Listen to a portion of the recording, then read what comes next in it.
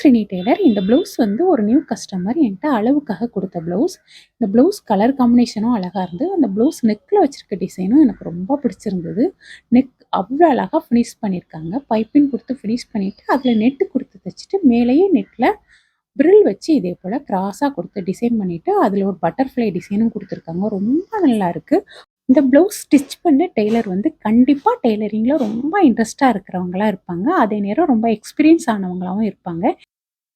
Piping அப்புறமா neck டிசைன்லாம் அவ்வளோ அழகா ஃபினிஷ் பண்ணியிருந்தாங்க. ஸ்லீவும் அதே போல அழகா இருந்துச்சு. நம்மளும் நம்ம சேனல்ல இதே மாடல்ல puff sleeve cutting stitching video already யூடியூப்ல அப்லோட் பண்ணி விட்டுருக்கேன். வித் மெஷர்மெண்டோட.